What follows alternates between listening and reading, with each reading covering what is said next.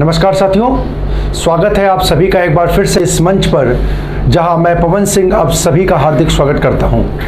साथियों, आगामी परीक्षा को ध्यान में रखते हुए हम संस्थान की ओर से एक नए प्रयास के द्वारा आप सभी के सामने उपस्थित हो रहे हैं और इस प्रयास के तहत हम आज के अपने अंक में आप सभी के साथ कुछ नए प्रश्नों के साथ एक बार पुनः हाजिर हुए हैं। तो आइए साथियों, अपनी आज की चर्चा को प्रारंभ करते हैं और देखते हैं हमारी आज की चर्चा का पहला प्रश्न।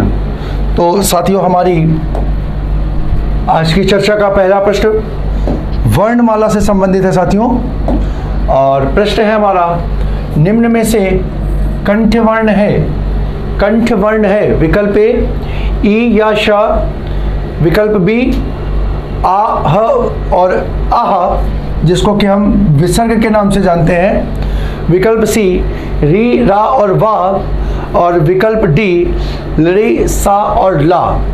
तो साथियों ध्यान रखिएगा, इस प्रश्न का सही आंसर होगा विकल्प बी। अगर हम ध्वनियों की बात करें तो साथियों देखिए, उच्चारण स्थान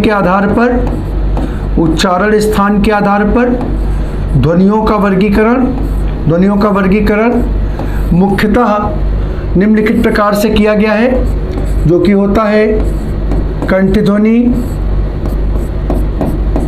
तालव्य ध्वनि, मूर्धन्य ध्वनि, दंत्य ध्वनि और ओष्ठ ध्वनि। मुख्यतः इन 5 प्रकार से किया गया है, जिसमें से अगर हम चर्चा करें तो कंठ ध्वनि के रूप में आपका देखिए किसका प्रयोग होता है। तो याद रखिएगा, का वर्ग के सभी वर्ण और इसके साथ स्वर आ, हा और आहा, इनका प्रयोग किसके रूप में होता है? कंठ वर्ण के रूप में होता है। इसमें से देखिए आपके पास हमारा आहा और आहा का प्रयोग है, जो कि कैसी ध्वनि हो जाएगी? कंठ ध्वनि हो जाएगी। तो हमारा आंसर साथियों क्या हो जाएगा? आंसर सेकंड हो जाएगा। अगला प्रश्न है हमारा, निम्नलिखित शब्दों में से तद्भव शब्द को पहचानिए। तद्भव शब्द की अगर हम बात करें तो साथियों देखिए, विकल्प है एक घृत, बी अतिन, सी दुग्ध और डी आंसू। तो साथियों तद्भव शब्दों की अगर हम पहचान की बात करें तो जब हमने आपको तद्भव शब्दों की पहचान बताई थी तो वहां पर एक बिंदु आपके सामने रखा था कि अनुस्वार और अनुनासिक की अगर चर्चा करें तो अनुस्वार का प्रयोग प्रायः तत्सम पदों में तथा अनुनासिक का प्रयोग तद्भव पदों में होता है। अब अगर यहाँ पर देखें तो साथियों विकल्प डी जो है उसमें किसका, ये देखिए अनुनासिक का प्रयोग हो रहा है। आप लोग जानते होंगे साथियों, अनुस्वार के रूप में बिंदी का प्रयोग होता है और अनुनासिक के रूप में चंद बिंदु का प्रयोग होता है। तो यहाँ पर चांद बिंदु है जो कि किसका, अनुनासिक का स्वरूप है। तो इस कारण से तद्भव का पद हो जाएगा विकल्प डी आंसू। प्रश्न का आंसर होगा हमारा विकल्प डी आंसू, जिसका तत्सम रूप साथियों होगा, तत्सम रूप हो जाएगा अश्रु। हमारा अगला प्रश्न है, यह मेरी पतंग है, रेखांकित का भेद बताइए। अगर बत देखें तो रेखांकित पद यह दिया हुआ है, पूछ रहा है यह निम्न में से किस रूप में प्रयोग हो रहा है। विकल्प ए निश्चयवाचक सर्वनाम, बी अनिश्चयवाचक सर्वनाम, सी निजवाचक सर्वनाम या डी पृष्ठवाचक सर्वनाम। तो साथियों ध्यान रखिएगा, ये यहाँ पर यह शब्द जो है, ठीक है, वो किसका बोध करा रहा है? तो वो पतंग का बोध करा रहा है। यह शब्द जो है वो किसकी, पतंग की निश्चितता का बोध करा रहा है, जिस कारण से यहाँ क्या होगा, विकल्प ए निश्चयवाचक सर्वनाम हो जाएगा। तो इस प्रश्न का आंसर होगा हमारा विकल्प ए। अगले प्रश्न की ओर अगर हम लोग बढ़ें तो हमारा अगला प्रश्न है, निम्न के शब्दों में से विशेषण को पहचानिए। विशेषण की पहचान करनी है। अगर हम देखें तो विकल्प ए सरपंच, बी पांचवा, सी प्रपंच और डी पहुंच। तो साथियों विशेषण की अगर हम चर्चा करें तो विशेषण में यहाँ पर होगा, विशेषण के पद के रूप में प्रयुक्त होगा विकल्प बी पांचवा। साथियों यहाँ पर हम आपके सामने एक पूरक प्रश्न प्रस्तुत कर रहे हैं। आप सभी जानते हैं कि विशेषण के कितने प्रकार होते हैं। तो साथियों विशेषण के 4 प्रकार होते हैं। कितने प्रकार होते हैं? 4 प्रकार होते हैं। कौन कौन से होते हैं? तो साथियों एक होता है गुणवाचक विशेषण, दूसरा होता है संख्यावाचक विशेषण, तीसरा होता है परिमाणवाचक विशेषण और चौथा और अंतिम जो होता है साथियों उसको हम जानते हैं सार्वनामिक विशेषण के नाम से। साथियों आपके लिए प्रश्न यहाँ पर क्या है? आपके लिए प्रश्न यहाँ पर है ये पांचवा शब्द जो विशेषण का है, पांचवा शब्द जो विशेषण का है वो निम्न में से किस विशेषण के रूप में प्रयुक्त होता है? किस विशेषण के रूप में प्रयोग इसका होता है? साथियों आपको कमेंट बॉक्स में इस प्रश्न का आंसर दे करके एक प्रकार से अपनी उपस्थिति को दर्ज कराना है। अगला प्रश्न है वह काम नहीं करता वाक्य में अव्यय पद है, आपको अव्यय बताना है। तो विकल्प देखिए, एक है वह, बी काम, सी नहीं और डी करता। तो अगर हम देखें तो इस वाक्य में साथियों अव्यय पद के रूप में प्रयुक्त होगा सी नहीं। अगर हम चर्चा करें तो देखिए वह का पद जो हो गया वो किसका हो गया? सर्वनाम का पद हो गया। और एक तरीके से अगर बात करें तो ये पद हो गया कर्ता कारक का, कार्य को करने वाला, ठीक है। दूसरे पद अगर हम बात करें कर्ता की तो कर्ता आपका क्रियापद हो गया, क्रियापद हो गया। और अगर हम चर्चा करें काम की तो साथियों काम का जो अर्थ है वो यहाँ पर किस रूप में? कर्म पद के रूप में प्रयुक्त हो जाएगा। किसके रूप में हो जाएगा? कर्म पद के रूप में हो जाएगा। तो इस प्रकार से इस प्रश्न का सही आंसर होगा विकल्प सी नहीं। अगले प्रश्न की ओर हम लोग बढ़ते हैं। हमारा अगला प्रश्न है कबीर कल बहुत सुंदर दिख रहा था। उपरोक्त वाक्य में रेखांकित शब्द व्याकरण की दृष्टि से क्या है? अगर हम देखें साथियों तो यहाँ पे रेखांकित पद क्या है? तो रेखांकित पद सुंदर है। और यहाँ पर देखिए सुंदर शब्द जो होता है वो किसी भी पद की किसके लिए? विशेषता बताने के लिए प्रयुक्त होता है। और वह पद जो विशेषता बताता है साथियों उसको हम किस नाम से जानते हैं? हम सभी परिभाषा के रूप में और विगत अंकों में इसकी चर्चा कर चुके हैं कि विशेषता बताने वाला पद क्या कहलाता है? विशेषण कहलाता है। तो इस प्रश्न का आंसर हो जाएगा साथियों डी विशेषण। अगला प्रश्न देखते हैं। हमारा अगला प्रश्न है रीति का बहुवचन दिए गए विकल्पों में से कौन सा है? रीति का बहुवचन दिए गए विकल्पों में कौन सा है? विकल्प ए रीतियां, बी रीति, सी रीतियां और विकल्प डी रीतियां। तो अब यहाँ पर देखिए साथियों वर्तनी से संबंधित आपकी अशुद्धि होने की संभावना है। आप सबको मालूम है कि रीति का जो आपका बहुवचन पद होगा वो रीतियां होगा।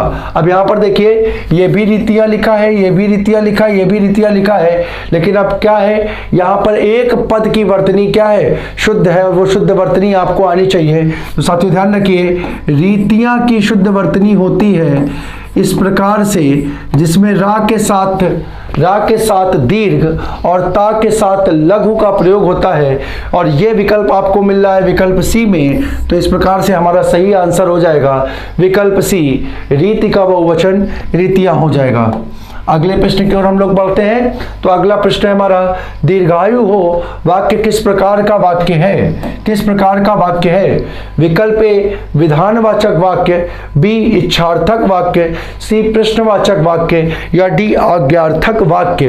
तो साथियों ध्यान रखिएगा दीर्घायु हो का मतलब हम अपने मन की इच्छा को व्यक्त कर रहे हैं। किसी को आशीष देने का भाव भाव अथवा किसी को अभिशाप देने का भाव यदि वाक्य में प्राप्त होता है तो साथियों ऐसे वाक्य किसके अंतर्गत जाते हैं? ऐसे वाक्य छार्थक वाक्य के अंतर्गत जाते हैं, जो कि दिया हुआ है विकल्प बी में। इसलिए इस प्रश्न का सही आंसर होगा विकल्प बी। अगले प्रश्न को देखते हैं। अगला प्रश्न है हमारा साथियों, संयोजक चिन्ह का एक और नाम है। ठीक है, अगर हम देखें तो विकल्प ए कोष्ठक, विकल्प बी काकपद, विकल्प सी सामासिक चिन्ह और विकल्प डी अवतरण चिन्ह। तो साथियों ध्यान रखिएगा, इस संयोजक को ही हम लोग कहीं कहीं योजक चिन्ह के रूप में भी प्रयोग करते हैं, योजक चिन्ह के रूप में भी जानते हैं। और साथियों अगर आप थोड़ा सा अपना दिमाग को क्या करें, थोड़ा सा अपने दिमाग पर बल दें और थोड़ा सा सोचने का प्रयास करें, तो ऐसी चर्चा हमने समास में कर रखी है। यानी योजक चिन्हों का प्रयोग हम लोग समास में देखते थे। साथियों यहाँ पर मैं आपसे एक प्रश्न और करना चाहूंगा कि किस समास में योजक चिन्ह का प्रयोग देखने को मिलता था, ये आप हमें कमेंट बॉक्स में बताएं। तो अगर समास में इसका प्रयोग होता था तो योजक या संयोजक चिन्ह को किस नाम से? सामासिक चिन्ह के नाम से भी पुकार सकते हैं, यानी इसे सामासिक चिन्ह के नाम से भी जाना जाता है। तो इसका आंसर हो जाएगा हमारा विकल्प सी, सामासिक चिन्ह। अगला प्रश्न है हमारा सवै दिन होत न एक समाना, लोकोक्ति का अर्थ क्या होगा? विकल्प ए समय परिवर्तनशील है, विकल्प बी समय अपरिवर्तनशील है, विकल्प सी समय बेकार है और डी समय पर न पहुंचना श्रेयस्कर है। तो साथियों ध्यान रखिएगा, सवै दिन होत न एक समाना, अगर हम इसका मीनिंग निकालने का प्रयास करें तो हम बोल सकते हैं, बहुत आसानी से इसका अर्थ मिल रहा है कि दिन जो होते हैं वो हमेशा एक जैसे नहीं आते, दिन जो हमेशा एक जैसे नहीं होते, यानी दिन जो होते हैं वो बदलते रहते हैं। कभी मानो के अच्छे दिन होते हैं तो कभी बुरे दिन होते हैं। अगर हमारा बुरा समय है तो हमें ये मान करके नहीं चलना चाहिए कि हमारा समय हमेशा ही खराब रहेगा। हमको अपने कर्मों को करते रहना चाहिए, एक ना एक दिन तो होगा जब हमारे बुरे दिन क्या अच्छे दिनों में परिवर्तित होंगे। और इसी प्रकार साथियों जब हमारा बहुत अच्छा समय चल रहा हो तो हमें किसी भी प्रकार की किसी के प्रति हीन भावना या दुर्भावना से कोई कार्य करना नहीं चाहिए, क्योंकि उस समय अपने अच्छे समय में मानव को इस बात का ध्यान रखना चाहिए, इस बात की फिक्र होनी चाहिए कि ये दिन कभी भी हमेशा एक जैसे नहीं रहेंगे। आज हमारा अच्छा दिन है, किसी का खराब दिन है, तो आने वाले समय में हो सकता है उसका अच्छा दिन और हमारा खराब दिन भी आएगा। तो अच्छे दिनों में दूसरे के प्रति सद्व्यवहार करना और बुरे दिनों में धैर्यपूर्वक अपने कर्म को करना, यही मानव के एक लक्ष्य होना चाहिए, एक ध्येय होना चाहिए। तो हम यहाँ पर देखें, सभी दिन होत ना एक समाना, सभी दिन एक समान नहीं होते। इसका मतलब क्या होता है? इसका मतलब बन जाएगा विकल्प ए, समय परिवर्तनशील होता है। तो इस प्रश्न का आंसर हो जाएगा विकल्प ए, समय परिवर्तनशील है। अगला प्रश्न है हमारा, इस वाक्यांश के लिए एक शब्द को चुनिए। वाक्यांश की चर्चा हमें करनी है। जिसे वाणी व्यक्त ना कर सके उसे कहते हैं विकल्प ए अनिवचनीय, विकल्प बी अनिर्वचनीय, विकल्प सी अनिर्वाचनीय और विकल्प डी अनिर्वचनीय। तो साथियों यहाँ पर इस प्रश्न का सही उत्तर होगा विकल्प डी अनिर्वचनीय। यहाँ पर साथियों मैं आपको पुनः एक प्रश्न पूरक के रूप में दे रहा हूँ। आपको यहाँ पर बताना है कि ये अनिर्वचनीय का जो पद है ये किस प्रकार से टूटेगा, या दूसरे शब्दों में कहें तो यहाँ पर कौन सी संधि होगी। ठीक है, इस पद को आपको तोड़ करके इसकी संधि या इस पद को आपको क्या करना है, इस पद को तोड़ करके आपको हमें बताना है। तो इस प्रकार से इस प्रश्न का आंसर होगा विकल्प डी। अगला प्रश्न है हमारा, इनमें जल का समानार्थी शब्द कौन सा नहीं है? विकल्प ए पानी, बी नल, सी नीर या डी अम्बु। तो साथियों सभी जानते हैं कि जल का पानी, नीर और अम्बु पर्यायवाची होता है। तो जो इस प्रश्न का सही आंसर होगा विकल्प बी, नल जो होता है वो जल का पर्यायवाची नहीं होता है। अगला प्रश्न है, हिंदी भाषा में कितनी बोलियां हैं? हिंदी भाषा में कितनी बोलियां हैं? तो साथियों विकल्प ए 15, बी 25, सी 18 और डी 22। तो साथियों ध्यान रखिएगा, हिंदी भाषा में प्रयुक्त बोलियों की संख्या विकल्प सी 18 है। कितनी है? 18 प्रकार की बोलियों का प्रयोग हिंदी में होता है। ठीक है, तो इस प्रश्न का सही आंसर हो जाएगा विकल्प सी। साथियों यहाँ पर एक पूरक प्रश्न मैं और डालना चाहूंगा कि ये जो बोलियां हैं जिनकी संख्या कितनी है? जिनकी संख्या 18 है, इनको कितनी उपभाषाओं में बांटा गया है? कितनी उपभाषाओं में बांटा गया है? ये आपके सामने प्रश्न है, कितनी उपभाषाओं में बांटा गया है। अगले प्रश्न को देखते हैं। हमारा अगला प्रश्न है, इनमें से कौन सा भक्तिकालीन कवि नहीं है? भक्तिकालीन कवि नहीं है। विकल्प ए बिहारी, विकल्प बी सूरदास, सी कबीरदास, डी तुलसीदास। तो साथियों ध्यान रखिएगा, सूर कबीर और तुलसी ये तीनों भक्त काल के कवि हैं। इस प्रश्न का सही आंसर होगा विकल्प ए बिहारी। बिहारी जो है वो भक्ति काल के नहीं, बल्कि इनका संबंध रीति काल से है। किससे है? रीति काल से है। तो यह ध्यान रखिएगा, बिहारी रीतिकालीन कवि हैं। अगर हम बात करें तो साथियों ध्यान रखिएगा, भक्ति काल के बारे में अगर मैं आपको बताऊं तो भक्ति काल जो होता है इसको हिंदी साहित्य का स्वर्ण काल कहा जाता है। हिंदी साहित्य का स्वर्ण काल कहा जाता है। भक्ति काल को हिंदी साहित्य का स्वर्ण काल कहा जाता है। ठीक है, यह भी पूछा जा सकता है कि किस काल को हिंदी साहित्य का स्वर्ण काल कहा जाता है। तो ध्यान रखिएगा, भक्ति काल को हिंदी साहित्य का स्वर्ण काल कहा जाता है। और साथियों भक्ति काल की अगर हम बात करें तो भक्ति काल का विभाजन मुख्यतः दो शाखाओं के रूप में मिलता है। एक है निर्गुण और दूसरी कहलाती है सगुण। साथियों अगर हम बात करें तो यार ध्यान रखिएगा, कबीरदास जो है उनका संबंध साथियों निर्गुण काव्य शाखा से था।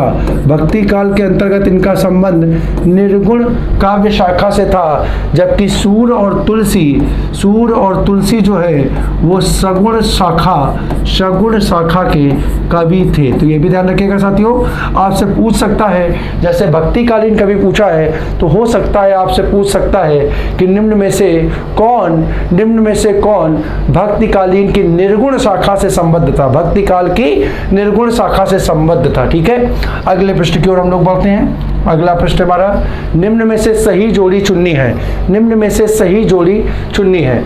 विकल्प ए जयशंकर प्रसाद यामा, महादेवी वर्मा ययाति, नासिरा शर्मा त्रियाहट और विकल्प डी सुमित्रा नंदन पंत और चिदम्बरा। तो साथियों बहुत महत्वपूर्ण प्रश्न है, परीक्षा में कई बार आपके सामने भी ये प्रश्न आया है। तो याद रखिएगा साथियों, इस प्रश्न का सही जो होगा वो होगा विकल्प डी सुमित्रा नंदन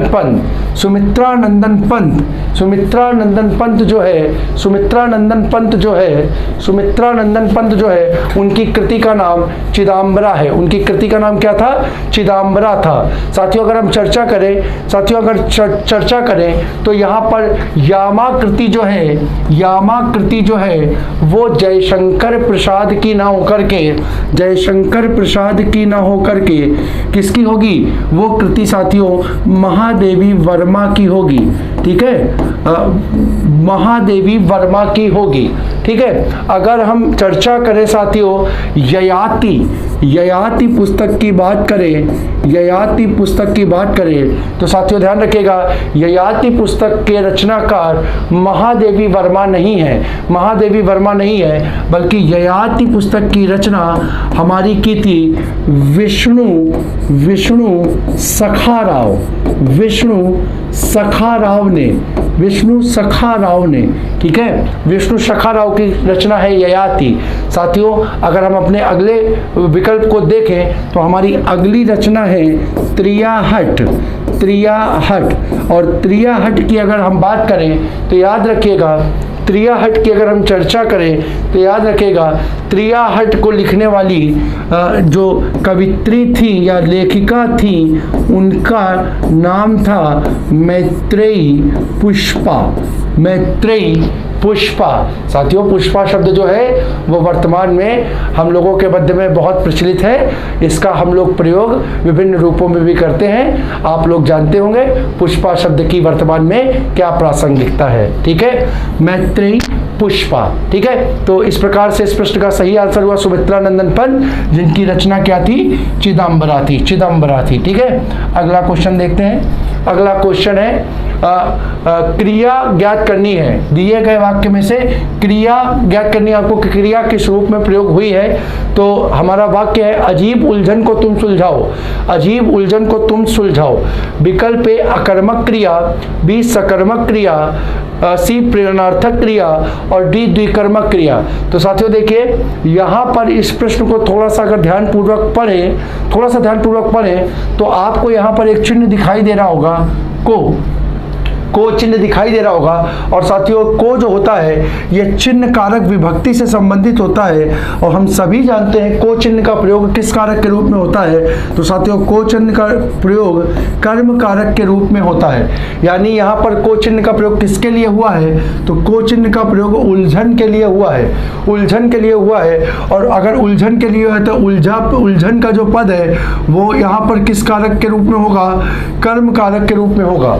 और साथियों देखिए, अगर यहाँ पर कर्म कारक मिल गया तो इसका मतलब यहाँ पर यह हुआ कि यहाँ पर वाक्य में क्रिया किसके साथ आ रही है? क्रिया कर्म के साथ आ रही है। क्रिया कर्म के साथ में प्रयुक्त हो रही है। और अगर कर्म क्रिया के साथ या क्रिया कर्म के साथ प्रयुक्त होता है तो ऐसे वाक्यों में साथियों कौन सी क्रिया होती है? हम सभी बता सकते हैं, सकर्मक क्रिया होती है। अगर सकर्मक को देखें तो यहाँ पे सा उपसर्ग है और दूसरा पद कर्मक बनता है और सा उपसर्ग के रूप में कहीं आता है तो उसका मतलब होता है साथ। अगर हम बात करें तो देखिए इसकी मीनिंग ही हो गई कर्म के साथ जो क्रिया प्रयुक्त हो उसे हम किस नाम से जानते हैं? सकर्मक के नाम से जानते हैं। तो यहाँ प्रयुक्त क्रिया कैसी हो जाएगी साथियों? विकल्प बी सकर्मक क्रिया हो जाएगी। अगले प्रश्न की ओर बढ़ते हैं। अगला प्रश्न हमारा है दिए गए वाक्य में क्रिया को ज्ञात करना है। फिर से आपके सामने क्रिया का प्रश्न है। वाक्य आपका दिया है विद्यार्थी ने पुस्तक से देखकर उत्तर दिया। विद्यार्थी ने पुस्तक से देखकर उत्तर दिया। विकल्प हम देखते हैं नाम धातु क्रिया, बी संयुक्त क्रिया, सी पूर्वकालिक क्रिया और डी अकर्मक क्रिया। साथियों अगर देखिए तो यहाँ पर अगर हम देखें तो यहाँ पर एक क्रिया के रूप में किसका? देख कर प्रयोग हो रहा है और दूसरी क्रिया के रूप में किसका? उत्तर दिया। यानी यहाँ पर कितने? दो क्रियाएं प्रयोग हुई। कैसी प्रयोग हुई? दो क्रियाएं प्रयोग हुई। अब साथियों देखिए, हमने आपको पहचान बता रखा था कि अगर कभी किसी वाक्य में क्रिया के साथ कर प्रत्यय का प्रयोग हो, क्रिया के साथ किसका हो? कर प्रत्यय का प्रयोग हो, तो ऐसी क्रिया क्या कहलाती है? ऐसी क्रिया साथियों पूर्वकालिक क्रिया कहलाती है। यहां पर आप देख पा रहे हैं कि यहां पर देखना जो क्रिया है उसमें ना को हटा करके किसका? कर प्रत्यय का प्रयोग कर दिया गया है और पद हमारा देख कर बना दिया गया है। और अगर देख कर पद यहां बन गया तो यहां हमारी क्रिया हो जाएगी विकल्प सी। इस प्रश्न का आंसर होगा सी, पूर्वकालिक क्रिया। अगले प्रश्न की ओर हम लोग बढ़ते हैं। अगला प्रश्न है हमारा अवगुंठन का अर्थ है। पर्यायवाची का प्रश्न आपके सामने आ गया। अवगुंठन का क्या अर्थ होता है? विकल्प ए घूंघट, बी अंगूठा, सी गांठ बांधना या डी गूंथना।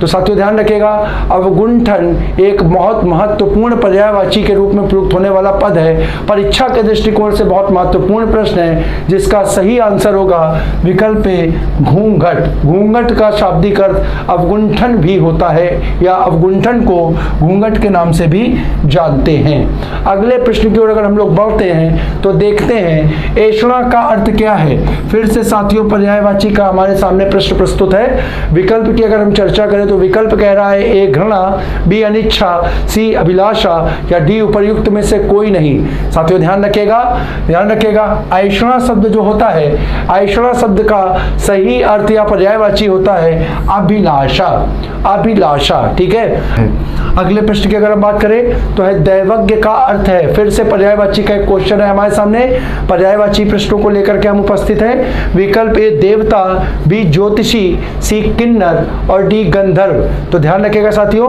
ज्ञा पद, अगर ज्ञा पद को हम देखें तो प्रत्यय के रूप में अगर कहीं ज्ञा का प्रयोग होता है, ज्ञा का प्रयोग होता है तो उसका मतलब जानकार होता है। क्या होता है? जानकार। और इन सारे पदों में अगर हम देखें तो जानकार और किससे संबंधित, तो दैव शब्द दिया, यानी देवताओं से संबंधित, देवताओं से संबंधित जानकारी या देवताओं की पुस्तकों या उनके ज्ञान से संबंधित जानकारी रखने वाला अगर इनमें से बात करें तो वो हो जाएगा बी ज्योतिषी। तो दैवज्ञ का आंसर होगा, दैवज्ञ का सही अर्थ होगा ज्योतिषी, जो कि है विकल्प बी में। तो इस प्रकार से बी हमारे इस प्रश्न का सही आंसर होगा। नेक्स्ट क्वेश्चन है जानने की इच्छा रखने वाला के लिए एक शब्द होगा। विकल्प ए जिजीविषा, बी जिज्ञासु, सी जिज्ञासा, डी ज्ञातज्ञ। तो देखिए जानने की इच्छा, अगर साथियों सिर्फ इतना पद होता, इच्छा होता, तो हम क्या बोल सकते थे? जिज्ञासा बोल सकते थे। किसी चीज को जानने की इच्छा क्या कहलाती है? जिज्ञासा कहलाती है। लेकिन हमने बोला रखने वाला, तो यानी ये किससे संबंधित हो गया? व्यक्ति से संबंधित हो गया। तो यहां पर इस प्रश्न का सही आंसर हो जाएगा विकल्प बी जिज्ञासु। जिज्ञासु मतलब हो जाएगा कुछ जानने की इच्छा रखने वाला, कुछ जानने की इच्छा रखने वाला।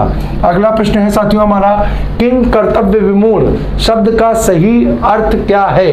विकल्प है जिसे अपने कर्तव्य का बोध ना हो, बी जिसे यह सूझना पड़े कि अब क्या करना चाहिए, सी जो कर्तव्य के प्रति सचेत हो, और डी जो कर्तव्य से विमुक्त हो। तो साथियों किम कर्तव्य विमूढ़ का मतलब होता है जिसे अपने कर्तव्य के बारे में जानकारी ना हो, अर्थात इस प्रश्न का सही आंसर होगा विकल्प ए जिसे अपने कर्तव्य का बोध, बोध का मतलब जानकारी ही होता है, जानकारी ना हो। तो इस प्रश्न का सही आंसर हो जाएगा विकल्प ए।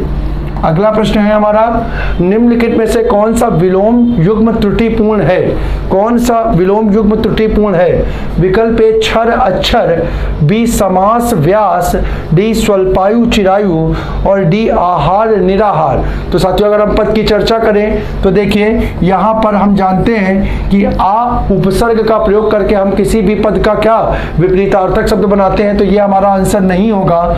समास का उपयुक्त विपरीतार्थक पद जो होता है वो व्यास होता है, तो ये भी हमारा आंसर नहीं होगा। इस पद को देखें तो साथियों कह रहा है अल्पायु का चिरायु। अगर इस पद को देखेंगे तो चिरायु का मतलब होता है लंबी उम्र वाला, लंबी उम्र वाला, और अल्प का मतलब होता है कम आयु वाला। तो स्वल्पायु का विपरीतार्थक भी चिरायु हो जाएगा, यानी ये भी आंसर हमारा नहीं होगा। बचा क्या हमारा? आहार। अब साथियों देखिए आहार का मतलब होता है खाना, आहार का मतलब होता है खाना, और विहार की बात करें तो विहार का मतलब होता है घूमना, विहार का मतलब होता है घूमना। तो बताइए क्या खाना और घूमना एक दूसरे के विपरीत शब्द हैं? नहीं भाई, बिल्कुल नहीं है। खाना का विपरीत शब्द होगा बिना खाए, बिना खाए या जो बिना खाए रहे उसे हम बोलेंगे निराहार। क्या बोलेंगे? निराहार। तो ध्यान रखिएगा आहार का जो विपरीत शब्द होगा वो निराहार होगा, ना कि विहार। तो इस प्रकार से इस प्रश्न का सही त्रुटिपूर्ण युग्म जो होगा विकल्प डी आहार और विहार। आहार और विहार ना होकर के होता है आहार का निराहार। अगला प्रश्न साथियों हमारा, अगला प्रश्न है कौन सा विलोम युग्म, फिर से हमसे प्रश्न पूछा, त्रुटिपूर्ण की ही चर्चा कर रहा है, त्रुटिपूर्ण की चर्चा कर रहा है। विकल्प ए आमिष का सामिष, बी आधार का आधे, सी विनत का उद्दत और डी विपत्ति का संपत्ति। तो साथियों ध्यान रखिएगा अगर हम बात करें आमिष, तो आमिष का मतलब क्या होता है? आमिष का मतलब होता है साथियों मांस को खाने वाला, मांस को खाने वाला, यानी मांसाहारी जो होगा उसे हम क्या बोलेंगे? उसे हम बोलेंगे आमिष। अगर हम साथियों बात करें यहाँ शामिष, तो जरा फिर से देखिए यहाँ पर उपसर्ग के रूप में सा का प्रयोग हुआ और यहाँ पर मूल पद फिर से क्या बन गया? आमिष ही बन गया। तो देखिए यहाँ पर भी आमिष पद अगर आ गया और सा का मतलब होता है साथ में, तो ये देखिए ये सामिष पद भी हो गया मांस खाने वाले के साथ से संबंधित, यानी ये इसका विपरीतार्थक पद नहीं होगा बल्कि इसके साथ में ही प्रयुक्त पद हो जाएगा। अगर हम इसके अगर क्या करें, अगर हम इसके विलोम शब्द की बात करें तो इसी प्रकार से ध्यान रखिएगा, आमिष का विलोम सामिष ना बन के क्या बनेगा, निरामिष बनेगा। क्या बनेगा, निरामिष बनेगा। तो यहाँ पर ये हमारा युग्म जो है वो त्रुटिपूर्ण है, इसलिए यही हमारा आंसर होगा। इस प्रश्न का आंसर होगा हमारा विकल्प ए, आमिष का निरामिष हो जाएगा। बाकी के तीनों जो हैं वो विलोम युग्म जो हैं वो सही है, ठीक दिए हुए हैं। अगले प्रश्न की हम लोग चर्चा करें तो हमारा अगला प्रश्न साथियों है, अष्टछाप के कवि नहीं हैं। यह प्रश्न साथियों हम अपने पूर्व अंक में करा चुके हैं। आशा करते हैं कि आप सभी हमारे व्यूवर्स जो हैं इस प्रश्न का सही उत्तर दे पाएंगे। तो साथियों इस प्रश्न का सही उत्तर होगा विकल्प, बोलो भाई क्या होगा, अष्टछाप का कवि नहीं होगा। आंसर होगा विकल्प ए, नाभा दास। ठीक है, नाभा दास जो है वो अष्टछाप के कवि नहीं है, अष्टछाप के कवि नहीं है, बल्कि इनका संबंध जो है वो राम भक्ति शाखा से है। किससे है, राम भक्ति शाखा से है। ठीक है, राम भक्ति शाखा से ये संबंध कवि है कौन, नाभा दास। साथियों नाभा दास की दो बहुत चर्चित रचनाएं हैं जो अभी विगत परीक्षा में पूछी गई थी। तो ध्यान रखिएगा, नाभा दास की एक बहुत चर्चित रचना है जिसका नाम है भक्तमाल। भक्तमाल, ठीक है, परीक्षा में अभी विगत जो टेट की परीक्षा हुई थी उसमें इस रचना को पूछा गया था कि ये जो भक्तमाल रचना है ये किस कवि के द्वारा लिखी गई रचना है। तो ध्यान रखिएगा भक्तमाल का संबंध किससे है, नाभा दास से है, और ये किस शाखा के है, तो राम भक्ति शाखा के ये कवि है। तो साथियों इस प्रकार से हमारी आज की जो चर्चा है वो पूर्ण हुई। आज की चर्चा को यहीं पर विराम देते हैं, इस वादे के साथ कि उपस्थित होंगे कुछ और नए प्रश्नों के साथ अपने अगले अंक में। आप सभी को जय हिंद।